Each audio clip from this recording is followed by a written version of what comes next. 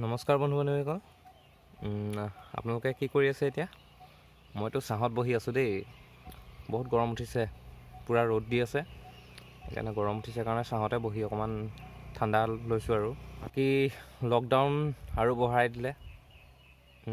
Lockdown বঢ়াই দিছে, ভালেই কৰিছে বাৰু, কাৰণ আমাৰ ভাৰতবৰ্ষত কৰোণাত আক্ৰান্ত হৈ বহুত লোকৰ মৃত্যুও হৈছে। তো সেইকাৰণে লকডাউন বঢ়াই ভালেই কৰিছে। মুঠতে আমি কৰোণাৰ পৰা বাচি থাকিব লাগে, সিমানেই কথা। বাৰু কৰোণাৰ কথাটো সকলোৱেতো গম পায়েই। বাকী আজিতো মানুহৰ বিহু। তো মানুহৰ বিহুৰ দিনাখন ৰাতিপুৱাই শুই উঠি গা চা ধুই মা দেউতাক তামোল এখন দি সেৱা কৰিলোঁ। আৰু তাকে ওচৰৰ মানুহবোৰৰ ঘৰলৈও ওলাই যোৱা নাই বিহু খাবলৈ বুলি। তো আজি মানুহৰ বিহুৰ লগতে এজন বিশেষ ব্যক্তিৰ আজি জন্মদিন। তো সেই ব্যক্তিজনৰ নাম হৈছে ডক্টৰ ভীমৰাও আম্বেদকাৰ। তো তেখেতক চিনি সকলোৱে পায়, সকলো ভাৰতবাসীয়ে হয়তো তেখেতক চিনি পায়।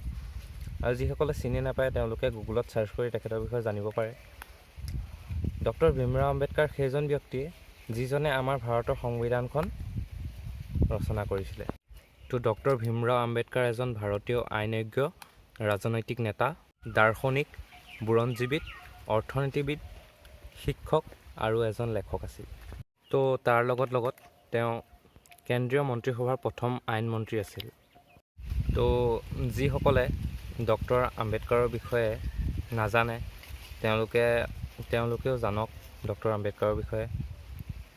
আৰু আপোনালোকে গুগলত ছাৰ্চ কৰক, তেখেতৰ বিষয়ে অলপ পঢ়ক। ঘৰতে টাইম পাছো হ'ব, লকডাউনৰ সময়। তো তেখেতৰ বিষয়ে অলপ পঢ়ক। তো ইয়াৰ লগত আমাৰ অসমত বৰ্তমান বিহু চলি আছে। তো লকডাউন খোলা হ'লে হয়তো কৰোণা এনেকুৱা আতংক নোহোৱা হ'লে আমাৰ ইয়াত বিহু মাৰিলেহেঁতেন সকলোৱে। তো সকলোৱে বিহু নাচি ভাল পায়। তো সেইবাবে আমি এটা কথা ভাবিছোঁ। তো আমাৰ জিআৰ ব্ৰাদাৰ্ছ অফিচিয়েল ফেচবুক পেজ আছে আৰু আমাৰ এটা জিআৰ ব্ৰাদাৰ্ছ চেনেল আছে অফিচিয়েল। তো এইটো জাষ্ট 10K ছাবস্ক্ৰাইবাৰ কমপ্লিট কৰিছে। আৰু আমি এটা কথা ভাবিছোঁ যে যদি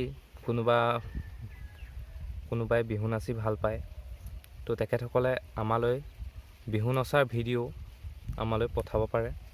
তো আমি তেখেতসকলৰ ভিডিঅ' ফেচবুকত বা আমি ইউটিউবত আপলোড কৰিম।